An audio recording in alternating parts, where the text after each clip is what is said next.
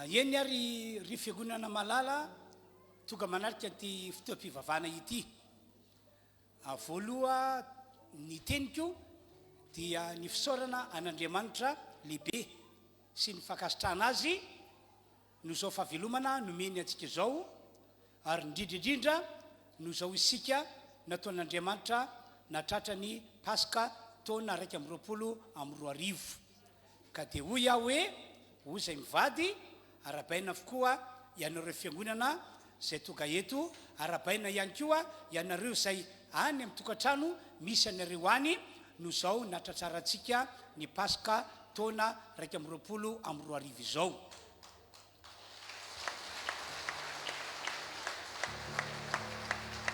Faharoa, resika ho zava-dehibe ty fotoam-pivavahana androany ity. Tsy fety fahatsiarovana fotsiny no andrasantsika azy, fa tena ataontsika fiainana hoe Kristy voavono Paska ho antsika. Mba ho tanteraka ilay teny ataon'ny olona matetika rehefa tonga ny Paska hoe Paska fandresena io, Paska fandresena io, ary tena arabaky teny tonoko amin'ny anaran'i Jesosy ho mpandresy tokoa isika amin'ity Paska 2024 ity. Amen. Omena Tompo ny tera sy ny haja ary ny voninahitra. Dia iroso amin'ny fotoam-pivavahana moa zany isika, izay ataoko hoe tsy mitovy tamin'ny fotoam-pivavahana natrehantsika hatramin'izay fa somary miavaka kely noho ny amena ara-pahasalamana moa. Dia tsisy mpidera zao eto fa dia vavitokana eto ihany zao no mitsangana hitarika ny fiderana eto. Dia isika rehetra ihany koa dia manoary vava tsara zany eny amin'ny toerana misy antsika eny. Zay zany tompoko no filazana apetrako amintsika, ka dia omena Tompo ny tera sy ny haja ary ny voninahitra. Amaky soratra masina vetrany isika aloha ato amin'ny Salamo no vakitsika. Salamo 100 toy zao no voasoratra: miobio an Jehova ry tany rehetra, manompo an Jehova amin'ny fifaliana, makanesa eo anatreny amin'ny fiobiana. Aoka ho fantatrareo fa Jehova no Andriamanitra, izy no nanao antsika ary azy isika, dia olony sy ondry fiandrina. Midira eo amin'ny vavahadiny amin'ny fisaorana, ary eo amin'ny kianjany amin'ny fiderana. Misaora azy, mankalaza ny anarany, fa tsara Jehova mandrakizay ny famindrapony, ary miatra amin'ny taranaka faramandiby ny fahamarinany. Ivavakantsika tompoko. Ry Andriamanitra eo, misaotra anao zahay noho ny fahasoavanao lehibe sy ny famindraponao, ka dia nataonao natratra ny androandroany dia ny Paska 2024. Ry Tompoandriamanitra eo, tsy ho fety fahatsiarovana fotsiny ihany no hitondranay ny fiainanay amin'izao andro Paska izao, fa tena iainanay ato anatinay, tena hivelomanay arabaky teny ny amin'ny Jesosy Kristy voavono Paska ho anay. Mino sy matoky izahay, fa dia ahita fandresena lehibe tena lehibe zahay amin'ny taona 2024 ity. Indrindrindrindra malona zao zava-misy dia ny fisiany aretina eto amin'ity firenena malagasy misy anay ity. Ny fiarovanao ane ho aminay, ho amin'ny kristianina rehetra, ary tolonay manokana ny famindraponao ho an'ny Madagasikara, ka dia ho votianao faingana zahay malona zao fanafiana goavana ataon'ny devoly amin'ny alalan'ny aretina coronavirus zao. Mino zay fa ho ataonao zany Andriamanitra, ho tantiaranao zany amin'ny anaran'i Jesosy Kristy. Omena tera sy haja ary voninahitra ny anao ry Andriamanitra io. Amen. Ny voninahitra moa dia ho an'Andriamanitra irery ihany, anao irana korosika etsika manokatra na manohy ny fotoam-pivavahana zay tantarantsika eto, ka dia irana korosany no any an-tanana zao mpitarika fidirana antsika izao.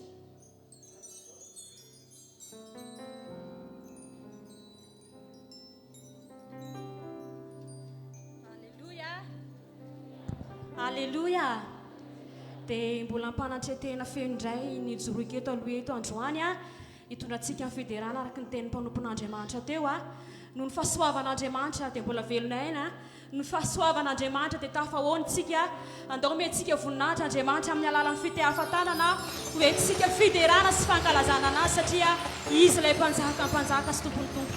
Dia mbola mpanatretena ihany tompo koa no anamafisako ny arahaba ho antsika izay tonga eto na ho antsika izay anatokantrano manatrika izao fotoam-bavaka izao dia inoko fa ilay Andriamanitra velona izay nandatsaka ny rano teo ambony azy fijaliana androany izy no efa niteny hoe vita ny famonjenantsika ka na ina zavatra miseho ny fahasoavany dia eo amintsika ilay raha maheriny mikorina ao anatintsika mitondra fahavelomana mitondra hery ho antsika ka ndao aritsika tompoko hideran'Andriamanitra avy hatrany ka mitsangana moramorana amin'ny toerana misy anao motsika hideran'Andriamanitra eto amin'ity toerana ity tompoko.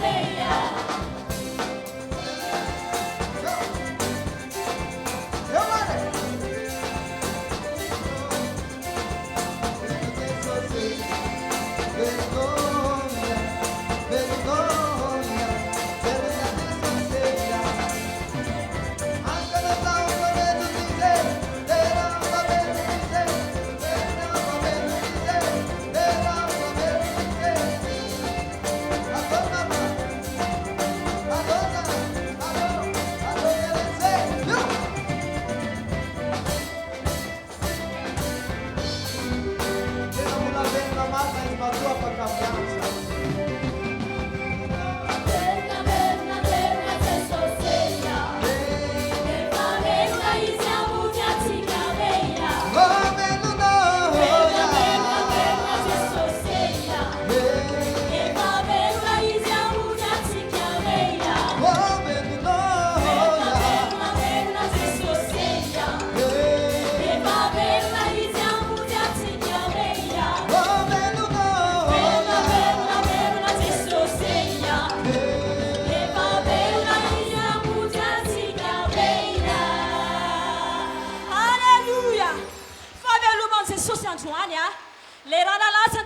sy fijaliana no ikoriana ao anatinao androany na ao anatiny tsy fahasalamana ianao no le raha maheriny Jesosy ianao latsaka teo Kalvari dia hositrany ianao ho afaka amin'ny aretina ianao ho afaka amin'ny olana ianao satria ny rahan'i Jesosy ihany famonjena antsika andaontsika hifantoka ao anatiny ity rity dia tena lazao fa ny rahanao Jesosy eo le rahanao ny famonjenao fanavotanao fanasitrananao mahery ny rahanao Jesosy eo halleluja akipiny masinao dia andaontsika hitena an'Andriamanitra amen.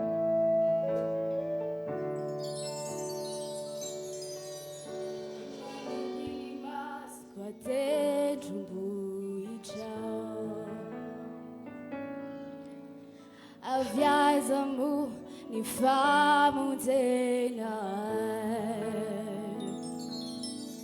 ilay mpanjaka ny voninahitra nadao ny vidin'io niosindra tao Kalvari tao hitako ianao voafantsika Yule tungu chao se vualefuna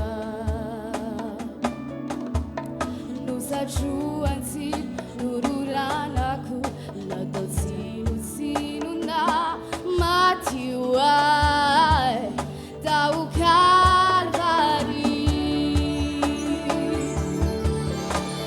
Inirana winni Lani aretana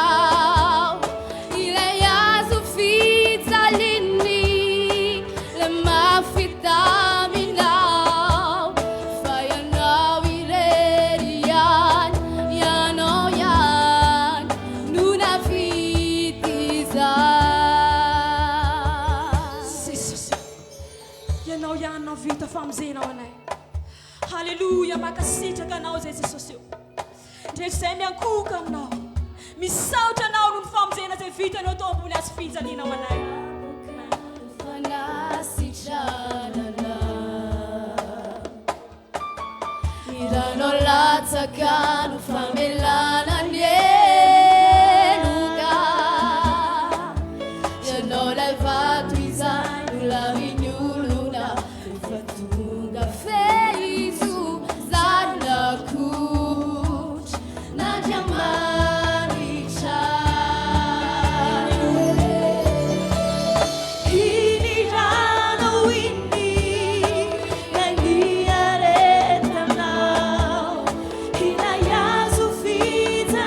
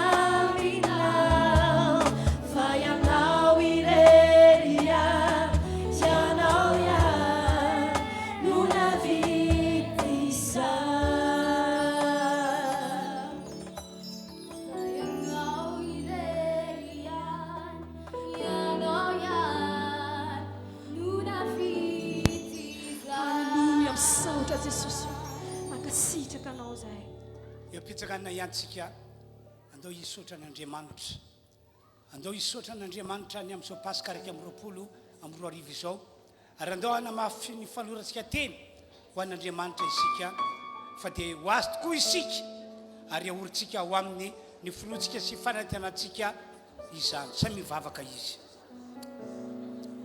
misotra anao Andriamanitra makasitraka anao amin'ny anaran'i Jesosy misotra anao izay ny amin'izao pasika raiky amin'ny roapolo amin'ny roa arivo izay diavina izao androany aza dia mafisinay ny fanekenay fa anao zahay anao mandrakizay zahay tsy emitra tsy verindalana tsy ala aminao Andriamanitra mihitsy tompo hitany ty fotoam-pivavana androany ity ianao hitany fiainana rehetra ianao omeny voninahitra mandrakizay ny anaranao tompo amin'ny anaran'i Jesosy misaotra raha io amen samy makatoerantsika rehetra dia andeontsika iroso amin'ny fitondranany fanatitra amin'izao fotoana izao a dia samy manome ny fanatitra amin'ny fonao rehetra dia androany moa zany tsika dia mamirina n'ilay raky dehibe fanaontsika isam-bolana dia tantiarao amin'ny fonao manontolo amin'ny sainao rehetra izany fa izany no hitahin'Andriamanitra antsika izany no anambinan'Andriamanitra antsika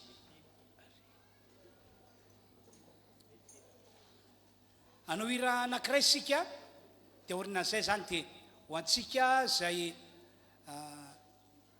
hitolona ny ampafolo-karena ny ampafolo izay nitahin'Andriamanitra antsika dia mandroso ety anoloana misy boaty nataontsika ery ampovoany dia ato ny boaty anankiray etsika anefantsika an'izay fandraisana anjary izy zay zany anao hira anankiray sika tompoko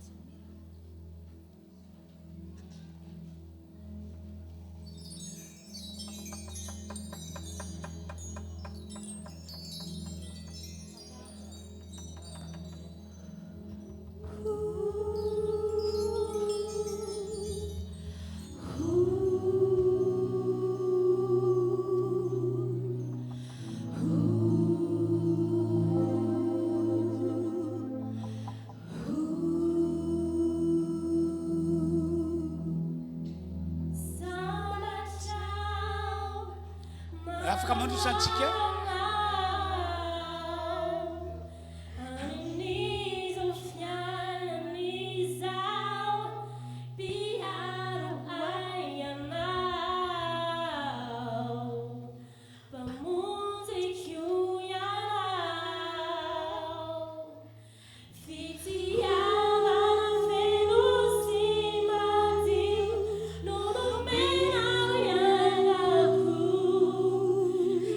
Fa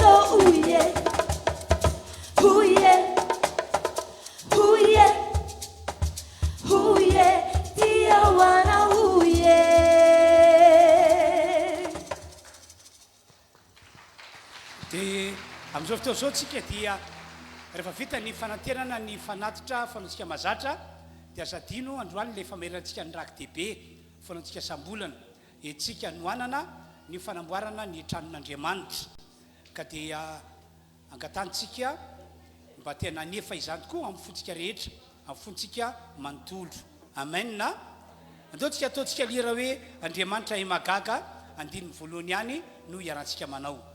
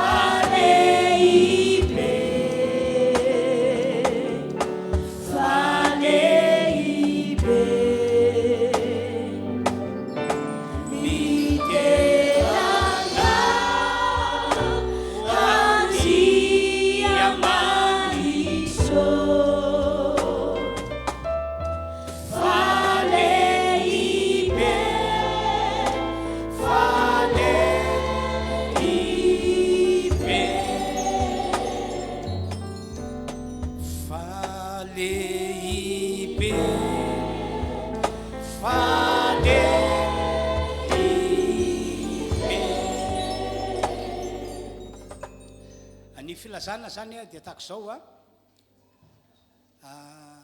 ho fandamina zany noho ny amena ara-pahasalamana dia manomboka amin'ny heriny androany dia voafetra tanteraka ny olona afaka ampidirina atao amin'ny fiangonana misy antsika noho zany zany dia tsy maintsy izara amin'ireo efitra trano malalaka izay ampiasaintsika eto amin'ny fiangonana misy antsika zany isika toy ny ary amin'ny trano ny sekolalady zay malalaka dia malalaka misy rivotra tsara dia izay tara zany tonga dia any zany sy mivantana noho zany zany dia veriko fa tsara raha ohatra ka ho anareo zay maniry hoe ato amin'ity trano ity no amin'izay fotoam-pivavahana dia tongava aloha be tongava no aloha zay zany izy tongava aloha satria rehefa feno ny plasy tokony hoe atrety any no olona azo foka miditra eto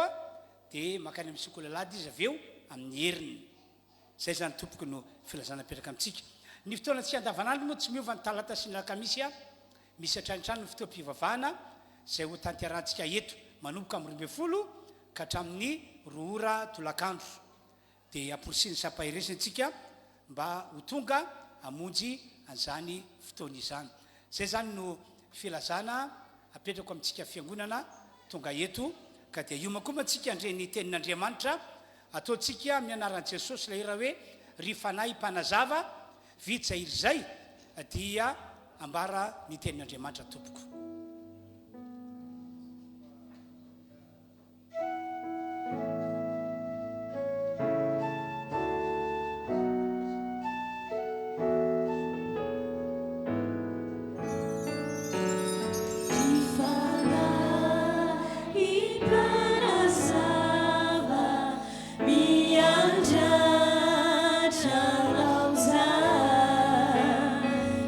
Azaela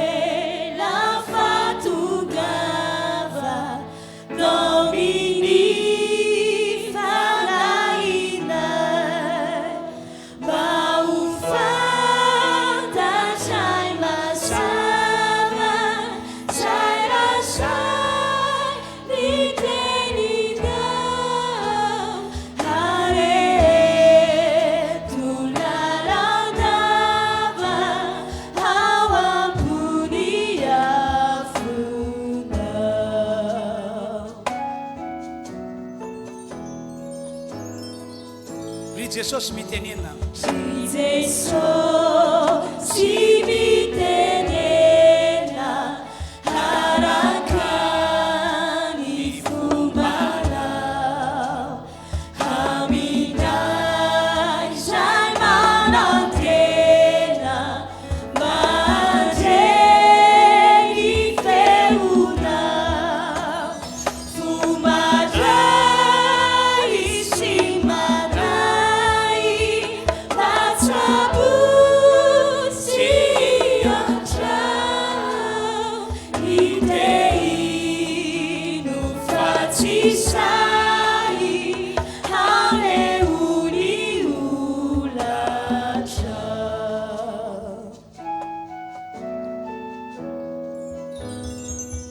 amaky tenyandriamanitra isika atao bokyny Exodosy no vakitsika amin'ny anaran'i Jesosy toko 12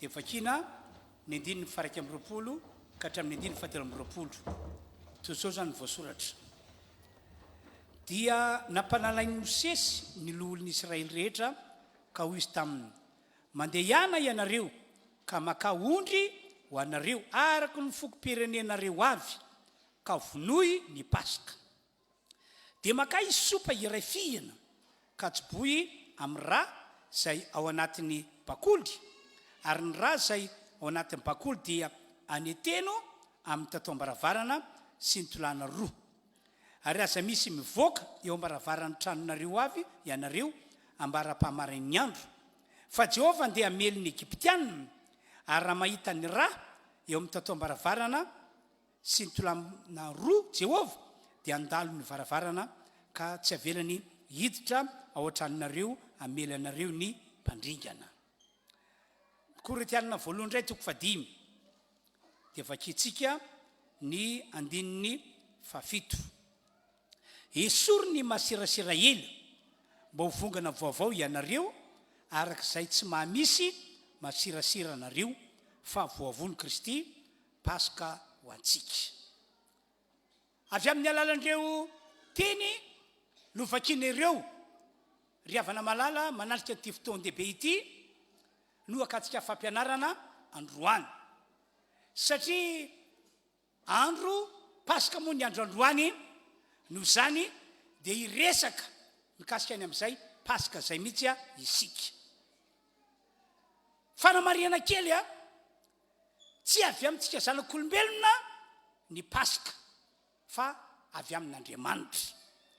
Izy Andriamanitra tsy tompony zao rehetra izao no napisy ny Paska ary nataon'Andriamanitra nisy ny Paska ahafahan'Andriamanitra mampandresy ny olona manoloana ny ady manoloana ny olana manoloana ihany koa andro zavatra sarotra zay atetsika zanak'olombelona eto ambony tany ity.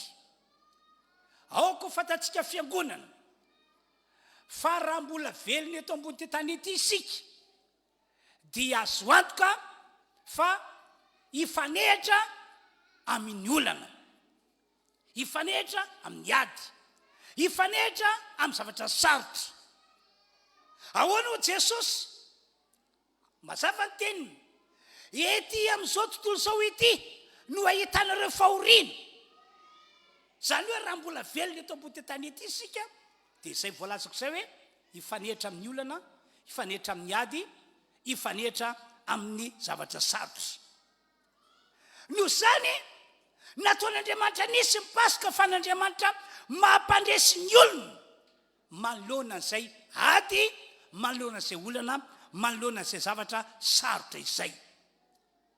Ary eto dia manentana antsika fiangonana tena mampirisika mampahery hoe na manahoana sy ao ahoana ny herin'ny ady, ny herin'ny olana, ny herin'ny zavatra sarotra trena, na manahoana sy manahoana ny herin'ny fahavalitsika mandritra fahavelomantsika eto ambony tany ity dia zao foana no ny Paska dia tsy maintsy mandresy ny olon'Andriamanitra. Amen. Iatsika toka eto zany zao raha tena olon'Andriamanitra ianao, raha tena olon' Jesosy ianao, ry havana malalo azo atoka fa tsy maintsy mandresy ianao, tsy maintsy mandresy ianao. Ianao tsara nge ary arao zao fandeha tantarako aminareo zao. Araka ny voalaza amin'ny baiboly dia no andevoziny Egyptianina nandritry ny taona maro ny zanak'Israely. Tena arabaky teny hoe no andevozina nandritry ny taona maro. Ohatrany hoe tsy hitan'Andriamanitra mihitsy ny fiainan'izy ireo tamin'izany, kanefa hitan'Andriamanitra, kanefa fantatr'Andriamanitra, kanefa tsy niafina tamin'Andriamanitra. Mampaherantsika rehetra ho ry havana malala toga eto fa io Andriamanitra io manana ny androny, manana fotoanany. Amen. Amen. Fa ny mety amintsika dia ny misaotra sy ny makasitraka an'Andriamanitra foana, na inona zavatra mitranga, na inona zavatra miseho. Na dia toa hoe tsy namonjy azy Andriamanitra araka ny fatsapahantsika azy, tahaka an'izay tsapany zanak'Israely tamin'izany fotoana izany. Mataona nge tao anaty fiainana mangidy zanak'Israely. Ny zavatra tsapany zany dia hoe tsy namonjy azy Andriamanitra. Tsy hoe tsy hamonjy Andriamanitra, fa ny Andriamanitrantsika dia manana ny androny, manana fotoanany. Ka rehefa tonga tokoa ny fotoanan'Andriamanitra, dia ahoana hoy Andriamanitra tamin'ny zanak'Israely? Efa hitako ny fahorian'ny olokany Egypta hozy izy. Efa reko fitarainany ny olona atao mpampiasa azy. Eny fantatra ny alahelony, dia hidinao zao ka monjy azy, anafaka azy amin'izany tanany Egyptianina manandevo sy mamatotra izany. Ka engane ka amin'ity Pasika 2024 ity no fotoanan'Andriamanitra ho antsika fiangonana Refy eto Androrakely. Amen. Alleluia. Dia averiko indray le tantara teo. Nandritra ny taona maro teo an-tanan'ny Egyptianina ny zanak'Israely, no andevozan'ny Egyptianina ny zanak'Israely, ary nataony nangidy mihitsy ny fiainana.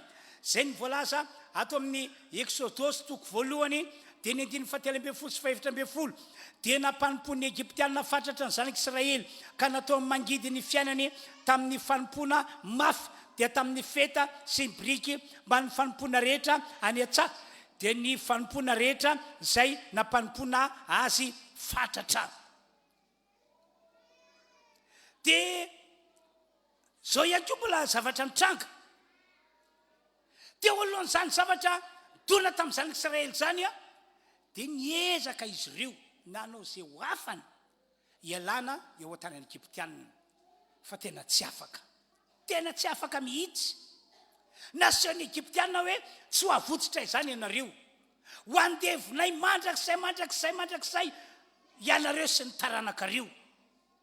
Misy fotoana tokoa nge raha lasa nabavy ry fiangonana toga eto manoloanan'ireny olana ady reny zavatra sarotra atrentsika ireny, dia miezaka tsika ny amaha olana araka ny fahaizantsika, araka ny herintsika.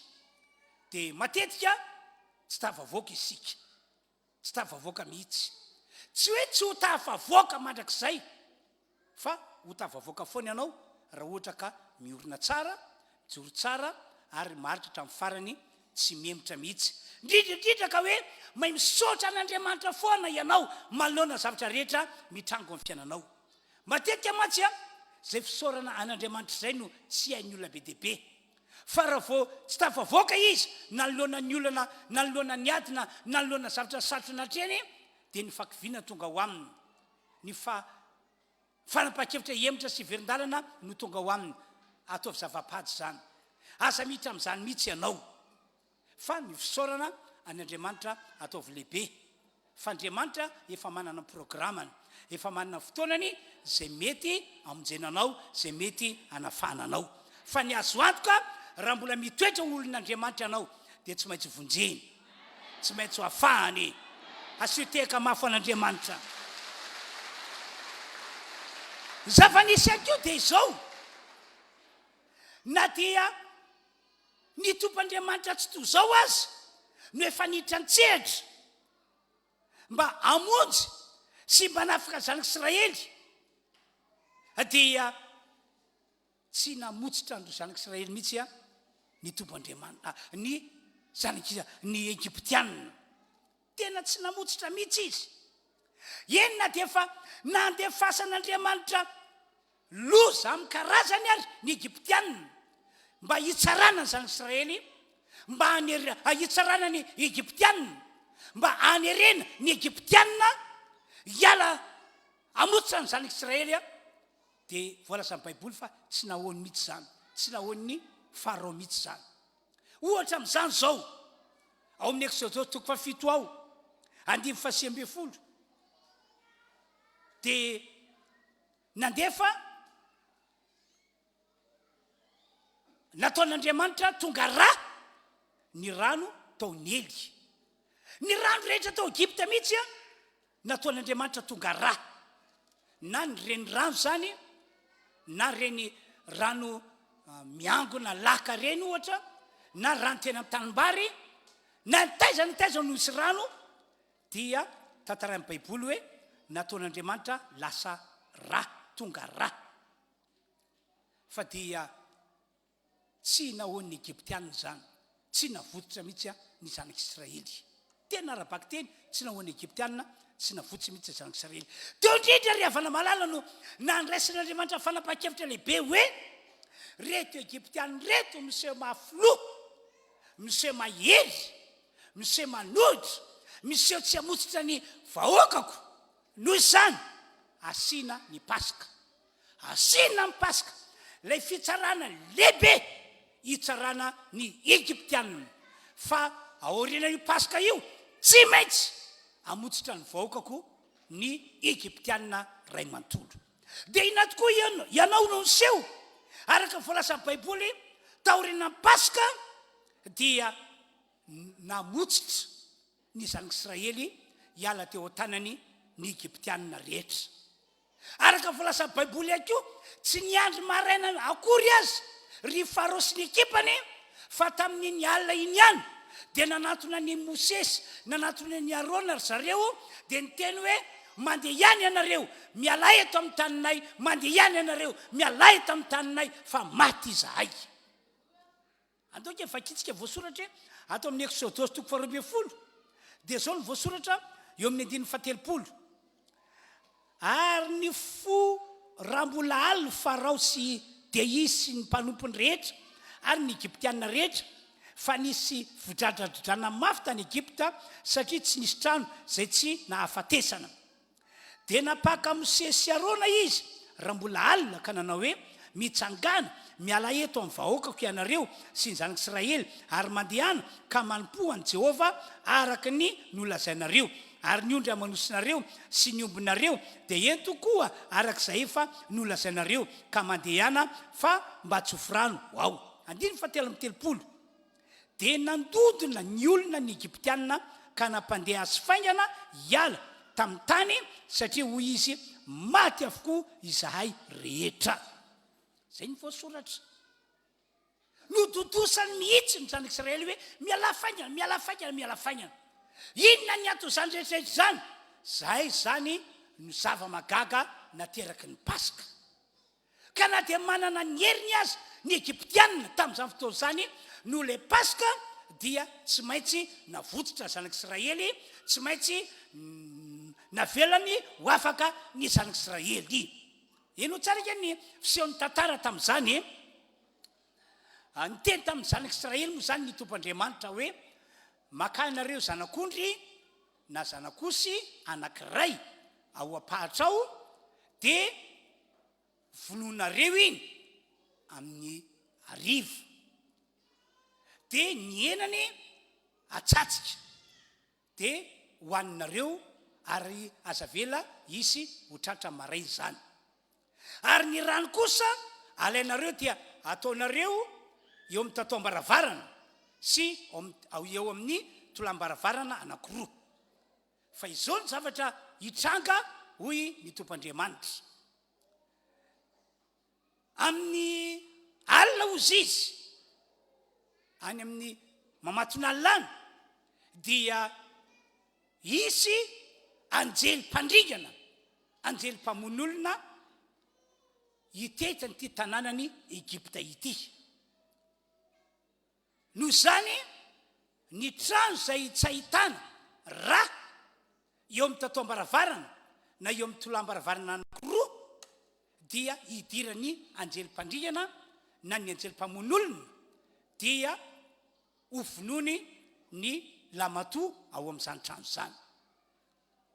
Noho zany raha mahita ra ry zareo dia ho fatany hoe misy olon'Andriamanitra ato ka dia andalovany fotsiny ny tranonareo. Dia aza mivoaboaka mihitsy ianareo amin'io alina io. Dia eno zany Israely. Dia fa zay ozy izy, zay hoy ny Tompoandriamanitra no atao hoe Paska ho anareo. Dia nokarakarainy zany Israely ny zanak'olona na zanak'osy no vonony arabaky teny dia natsatsika ny enany nohanin'izy ireo tamin'iny hariva iny ary ny rany dia nataon'izy ireo tokoa teo amin'ny tatoam-baravarana sy tolam-baravarana anankiroa. Dia inona tokoa ny tranga ry havana malala fa rehefa tonga ny alina dia notetezin'ilay anjelim-pandriana tokoa ny tanàna, notetezin'ilay anjelim-pamon'olona.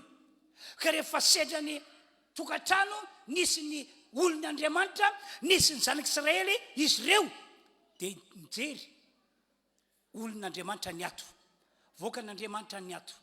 Ahoana no ilazanao fa olon'Andriamanitra ny eo? Io ny famantarana ny ra eo amin'ny tatoam-baravarana sy ny tolam-baravarana anankiroa dia nandalo fotsiny ny anjelim-pandriana na ny anjelim-pamon'olona. Ato indray tsisy famantarana dia nidirana tao dia nivonona ny lamatoa tao. Hatrany amin'ireo mpanompon'ny Egyptianina dia nidirana tany dia nivonona lamatoa tany. Hatrany amin'ny lampam-panjakana zay nisy ny Farao dia nidirana tany dia nivonona ny lamatoa tany. Eny hatrany amin'ireo toerana misy ny biby fiompy dia nidirana tany dia nivonona ny voaloha teraky ny biby fiompy rehetra tao Egypta. Ary vokatry zany zavatra zany dia tsy nahazaka intsony ny Egyptianina. Ary zay no antony nahatonga azy ireo tsy niandry maraina fa arak'ilay tenin'Andriamanitra novakiana Exodosy 12:7 fa raha mbola alina hoy ny Baiboly dia tonga Farao sy ny mpanompony rehetra ary Egyptianina rehetra dia nanatona any Mosesy sy Arona ry zareo ary niteny taminy manao hoe mitsangana ianareo, miala eto amin'ny vahoakako ianareo dia mandeha ihany ianareo manompo an'izao Andriamanitra tomponareo zao fa tsy zakany intsony zay fahafatesana miatra aminay zao, mifandrao ringana daholo izay rehetra. Dia navotsitra ny zanak'Israely. Amen. Ry havanao, ny tiako ambara amintsika fiangonana toka eto zany dia zao: misy herin'Andriamanitra mahagaga miasa, mamonjy, manafaka. Misy herin'Andriamanitra mahagaga miasa, mitondra fitahiana ny Paska. Amen. Tena arabaky teny dia zay mihitsy. Misy herin'Andriamanitra miasa, mamonjy, manafaka, ary misy herin'Andriamanitra miasa, mitondra fitahiana ny Paska. Satria io voasoratra io ny tantara. Ary tsy hoe niala tao Egypta fotsiny zareo fa tena araka ny tengo teo hoe nitondra fitahiana ilay Paska. Fa rehefa mivoaka tao ry zareo 10:30 ary ny zanak'Israely nanao araka ny teny Mosesy ka nangataka firavaka volamfotsy sy firavaka volamena ary fitafiana tamin'ny Egyptianina, ka nataon'i Jehovah nahitafity teo mason'ny Egyptianina ny olona ka nomen'ireo azy zay nangatany ka dia nofoanany ny Egyptianina. Halleluia. Tsy hafa ry havana malala toga eto fa tahaka izany ihany koa ny Paska kristianina. Ary mihoatra lavitra no zany ary ny herin'ny Paska kristianina raha ohatra ka mino isika, raha ohatra ka manaiky isika. Satria tamin'ny andron'ireo zanak'Israely biby toy ny zanak'ondry na zanak'osy no natao Paska. Fa tateoriana kosa dia Jesosy Kristy, ilay zanak'Alina tokan'Andriamanitra mihitsy no natao Paska.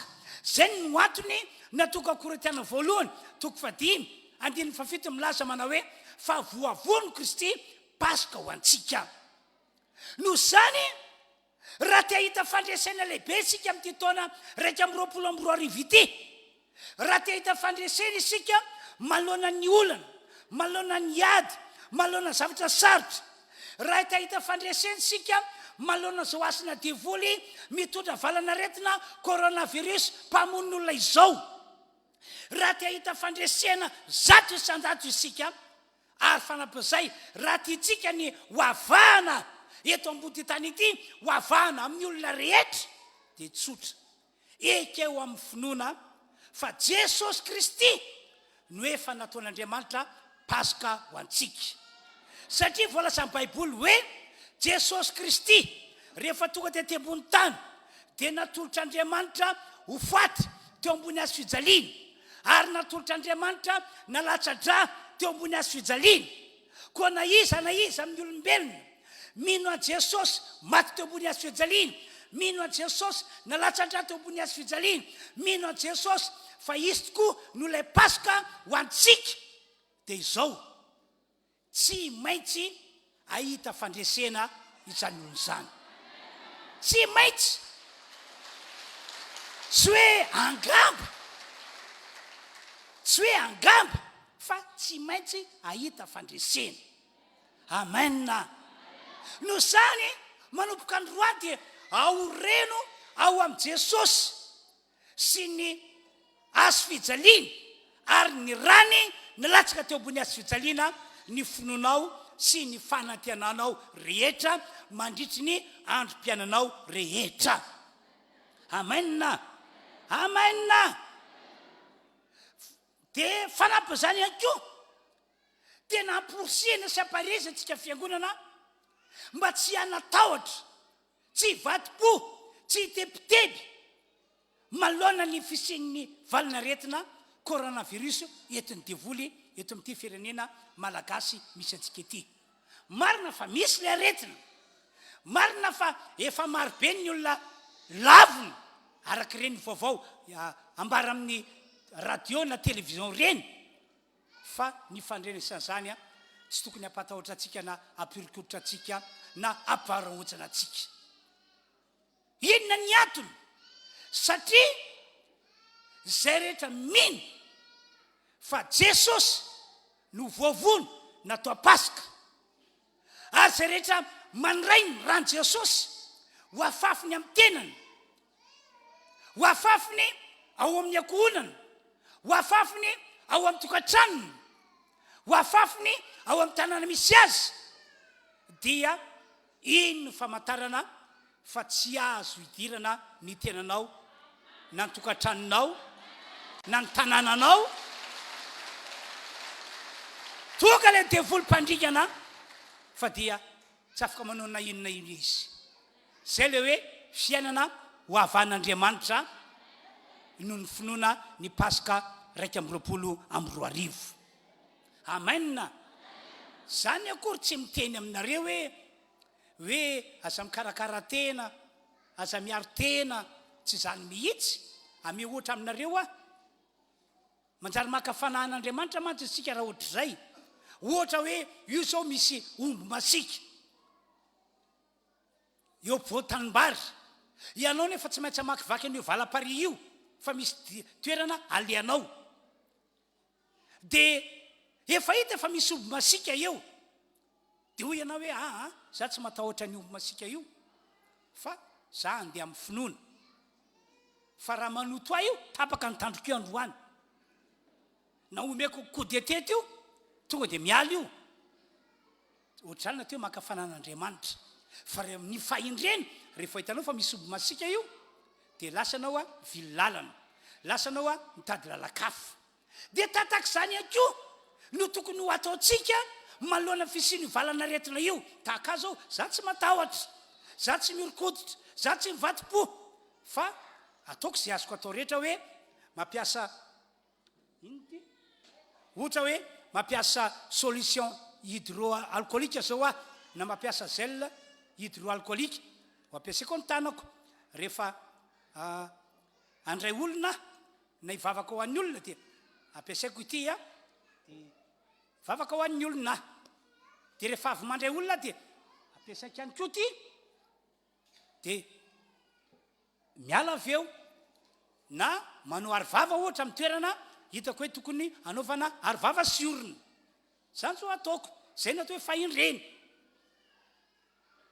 fa kosa nytiako ambara dia isika tsy tokony atahotra na hivatom-po na hirokoditra ka zany mahatonga atsika hoe za tsy hivavaka aloha ka za tsy hamonjy fotoam-pivavana aloha ka satria sao dia misy olona marary ihany mba raisaratsana nke ho amanokana zao be dia be ny olona tonga hoe eo namiko mila vavaka izy satria manana olana satria mandalo ady satria marary dia ahoana moa hoy Andriamanitra avy any an-danitra mijery ahy dia tazako vao miditra rivo vavady-piangonana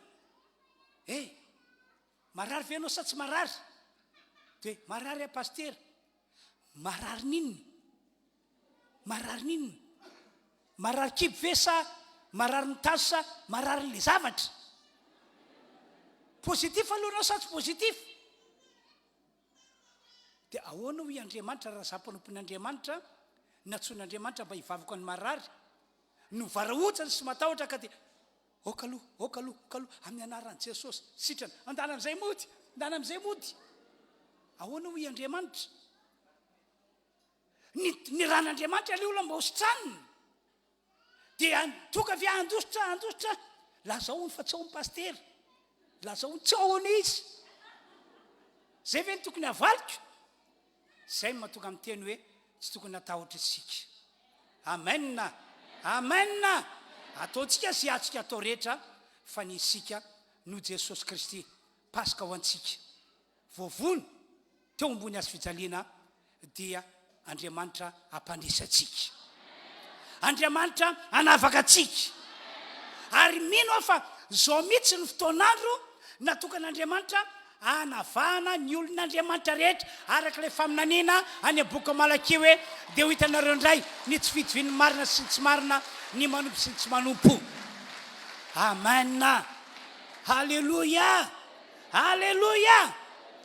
ary fanampin'izay amaranako ny afatra dia izao ny voalazan'ny baiboly ange mahazava be Korintiana 2:12 hoy izy manao hoe isaorany Andriamanitra zay manome fandresena antsika amin'ny alalan'i Jesosy Kristy tompontsika zany hoe no Jesosy Kristy voavono pasika ho antsika dia Andriamanitra mihitsy no manome fandresena ho antsika ary ankoatran'izany dia io fandresena omen'Andriamanitra antsika io karazana lova izy io lovan'ny olon'Andriamanitra izy io lovantsika voakan'Andriamanitra izy io andonke vakitsika ny Korintiana azafady ny Isaia 4:20 dia ny ndininy 17 zao ny voasoratra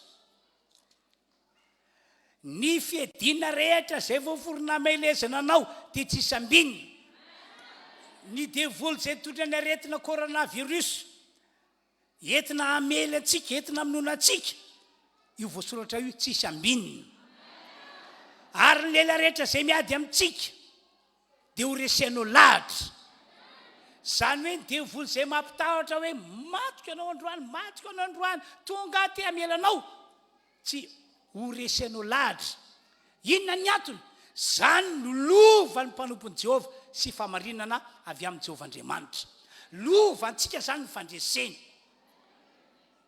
droanao zany ny fandreseny amena ary zany no matoka amin'ny teny hoe tsy tokony atahotra anao na hivatom-po mihitsy anao na ho very-hevitra sy ho tapidalaka lehanao ny tokony ataonao ary dia ny anao ikam-pandresena hatrany satria ho ahavan'Andriamanitra isika eto amin'ity zao tontolo zao ety Andriamanitra any mendrafo amintsika dia farany zao zany nataontsika hivavakatsika zany zao hisaotra an'Andriamanitra satria azy isika no Jesosy Kristy maty teo ambony azy fijaliana dia ho raisitsika ny rano Jesosy ho raisina ny finoana dia ho afafintsika amin'ny tenantsika ho afafintsika amin'ny ankonantsika ho afafintsika amin'ny tanànantsika iray manontolo iny zany no raisitsika ho famantarana eo amintsika ka na dia anao ny ataony azy ny devoly mpandringana mpitondra n'ilay aretina mandoza dia andalo fotsiny izy no le ran Jesosy eo aminao tahaka izay efa nitranga tamin'ny andro zanak'Israely no hitranga amin'ny taona 2020 zay diavintsika ity. Amen. Amen. Matoky fa ho arak'izany no ataon'Andriamanitra eo amin'ny fiainantsika rehetra. Andao tsika hitsangana ary hivavaka eo anatreny tompo. Samy mivavaka izy misaotra an'Andriamanitra, makasitraka an'Andriamanitra no izao fahavelomana nomeny antsika izao no isika natratra an'ity Pasika taona 2020 ity zay tsy ataontsika fety fahatsiarovana fotsiny fa tena ho ataontsika Pasika arabaky teny ahitantsika fandresena mihezinyezina.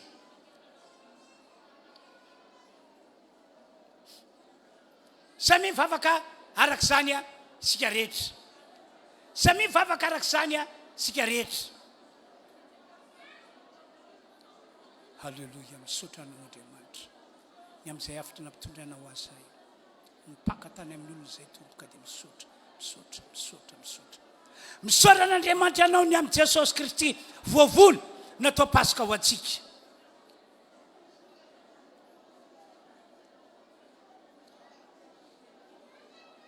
Misaotra an'Andriamanitra ianao ny amin'ny Jesosy Kristy voavono Pasika ho antsika.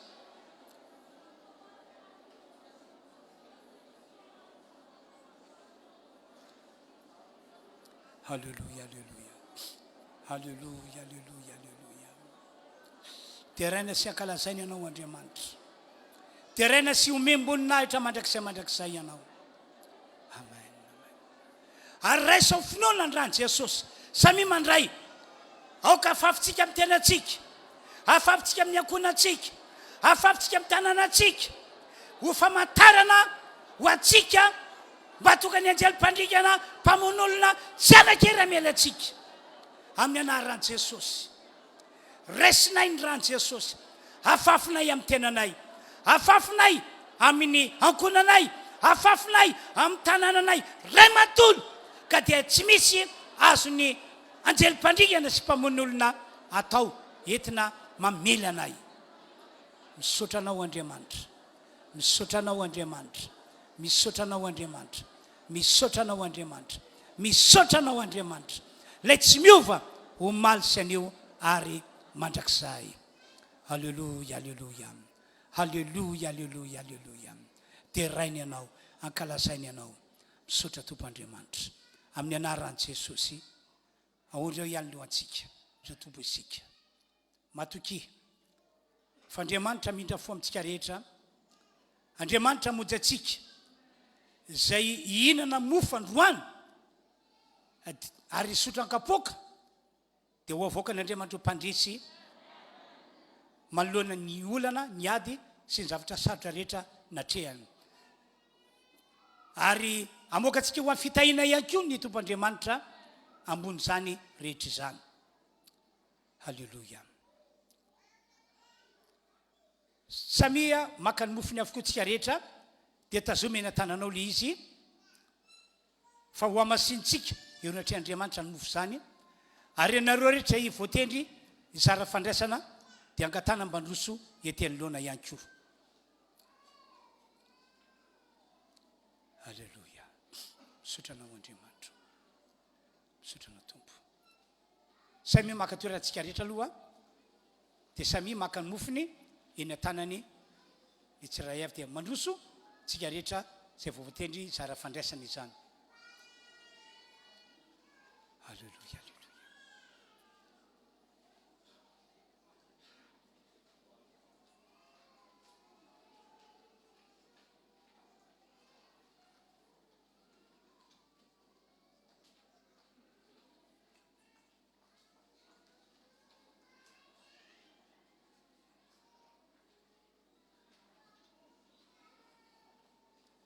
Dia ho zaraina zany le divay amin'izao fotoana izao dia tsy mbola mihinana mofo isika, tsy mbola misotra le divay fa dia miandry ny fanamasinantsika an'izany eo anatrehan'ny Tompo.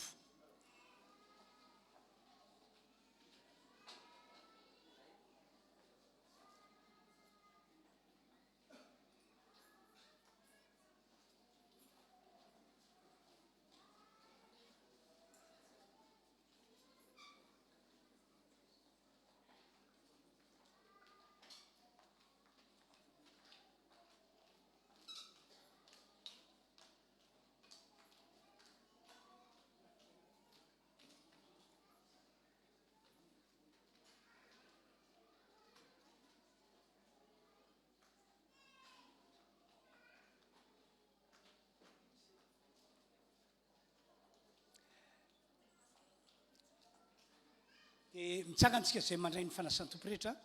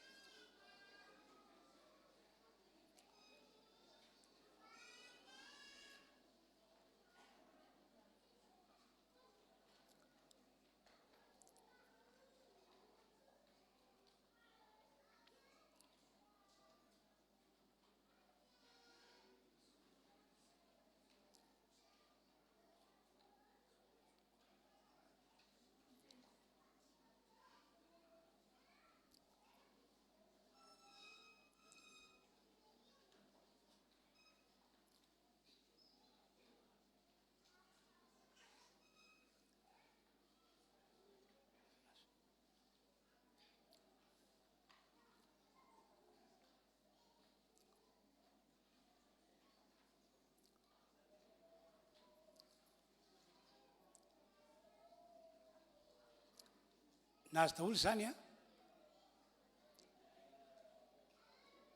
dia tsy mbola hoanina le mofo, tsy mbola sotroina le divay a, fa miandry ny fanamasinantsika an'izany a isika.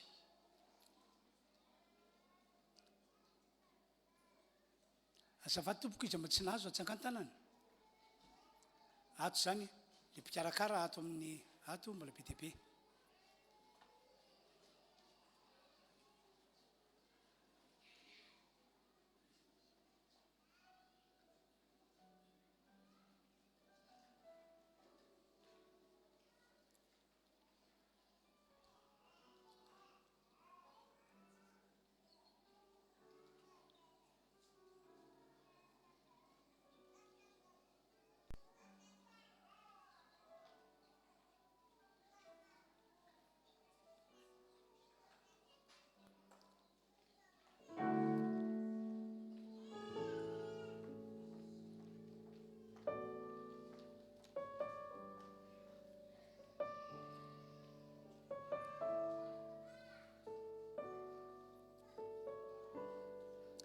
Nareo ny farany fa nahazo daholo ihany tsaka ny tanany hoe eny farany nirina be indrindra zany a.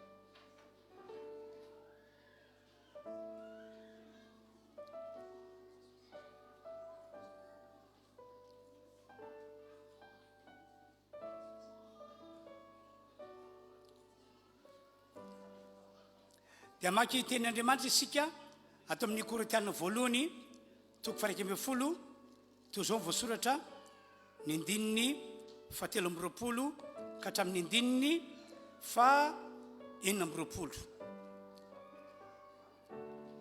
Fa izao efa nandray tamin'ny tompo izay natolotra anareo kosa fa Jesosy tompo tamin'iny alina iny izay namadiana azy dia nandray mofo ary efa nisaotra izy dia novakiny ka hoy izy ity no tenako anareo izao no nataovy fahatsiarovanahy.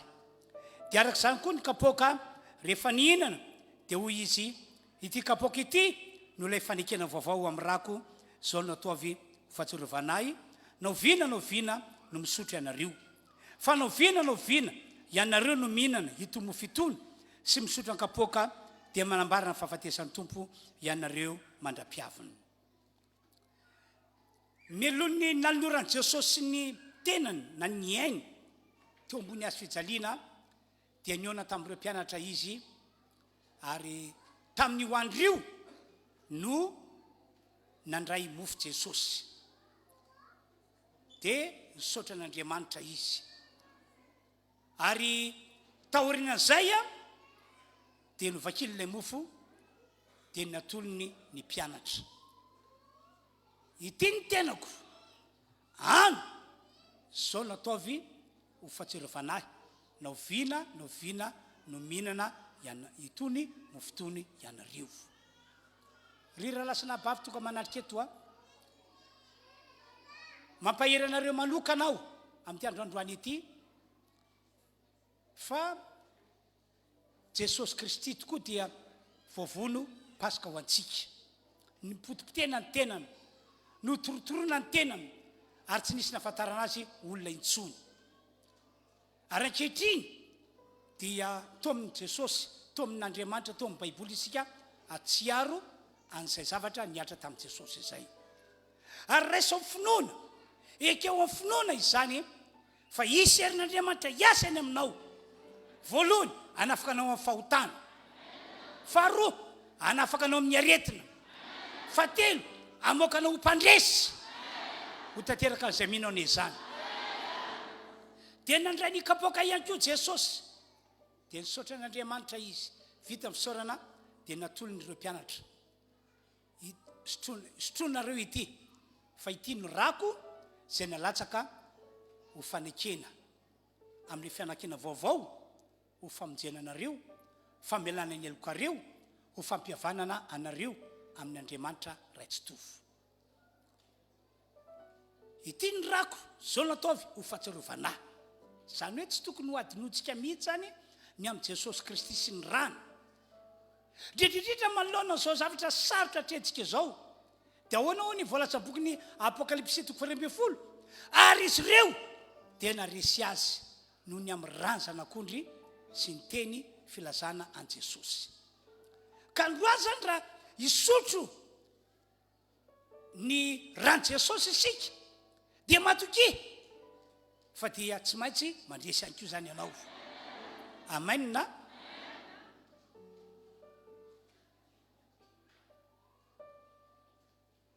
Tompo, ety tananay ny mofo tandido ny tenanao zay no potipotena, no torotoroina, ho famonjenanay, ho fitondrana ny fahotanay, ho fitondrana ny aretinay, ary ho fandresena lehibe ho anay manoloana ny ady, ny olana sy ny zavatra sarotra zay entiny devoly mamely ny olombelona eto ambony tany ity.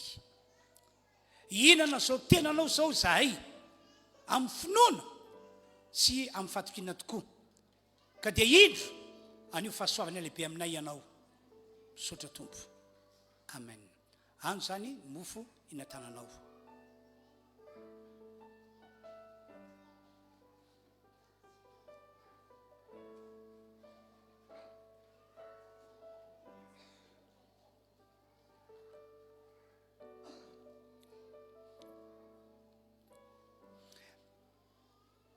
Dia araka zany ihany koa ivavaka isika.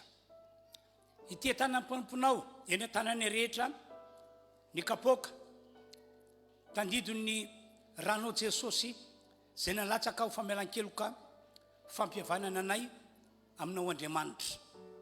Ary ny raha iny ihany koa no voasoratra fa entinay mandresy manoloana an'izao fanafiana ataony devoly izao. Ko amin'ny anaran'i Jesosy, sotronay izany dia anao Andriamanitra no hanamarina izany eo amin'ny fiainanay. Sotroy ny ran'i Jesosy ho fahasoavana ho antsika rehetra.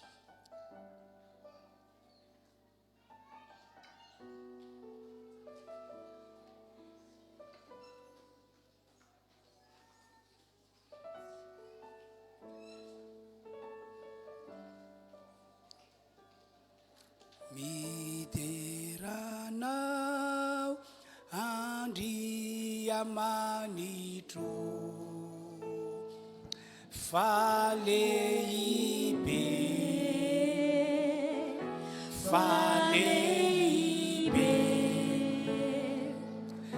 mideranao Andriamanitro. Afaka mipetraka isika. Fa lehibe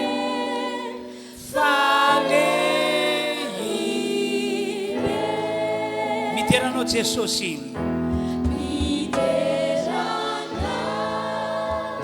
Jesosy tompo, magaga ianao.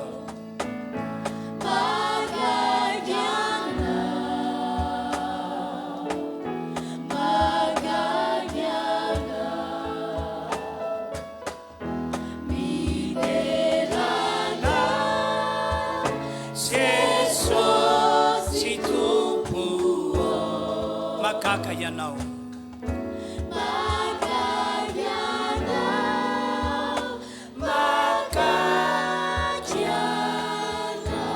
Mideranao fanahy masina.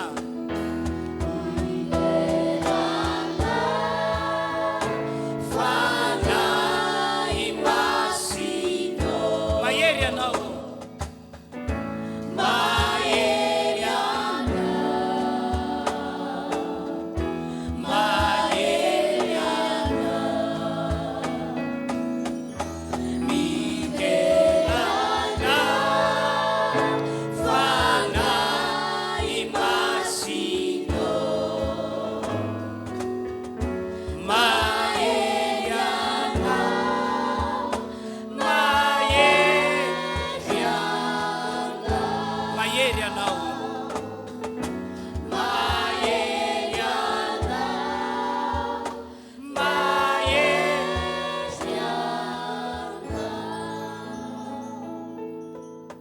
Sotranao Andriamanitra no fahasoavanao lehibe ka dia afaka nanarika ny latabatrao teo izahay.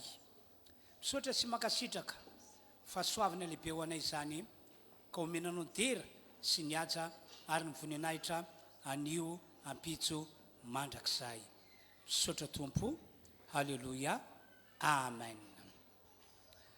Ho farantsika ny fotoam-pivavahana izay nitondran'Andriamanitra antsika zany tamin'ity androandroany ity, ka dia mafisina amintsika zany ny fotoana fa amin'ny talata sy ny alakamisy indray fotoam-pivavahana manaraka dia miditra miny 12 raha tonga eto nareo hamonjy ny vavaka rana fivadikanina dia veriko fa zava-dehibe zany tongava ianareo. Ary farany dia miaza tonga aloha ianareo rehefa hamonjy fotoam-pivavahana afana mandamina satria tsy asiana intsony moa zany ilay numéro izay ho zaraina mba afana mametra ny isan'ny olona fa dia tonga aloha fotsiny ianao dia zay tonga aloha zany mahazo ny toerana dia zay tara orina zay zany dia any amin'ny sekolalady indray zany izy no mamonjy ny fotoam-pivavahana manaraka. Ho fampianarana tompo antsika daholo zany mba ho mari-potoana tsy ho tara mihitsy isika rehefa monjy fotoam-pivavahana. Zay zany tompoko ny filazana fa dia mirary fahasoavana ho antsika rehetra hivavakantsika amin'izao fotoana izao. Ry Andriamanitra io misaotra anao zahay fa vita somatsara ny fotoam-pivavahana izay nitondranao anay tamin'ity androandroany ity. Makasitraka anao zahay fa tsara ianao, mpanao tsara ianao ary mahay zavatra rehetra. Ko ankehitriny tsy ho filarano ny fiangonana raha andeha hody homba ampasoavana. Tsy misy asana devolana keramely azy fa ny fiarovanao Andriamanitra ho amin'ny fiainan'izao fiangonana izao amin'ny anaran'i Jesosy misaotra Tompo. Amen. Dia mirafy santsika tompoko.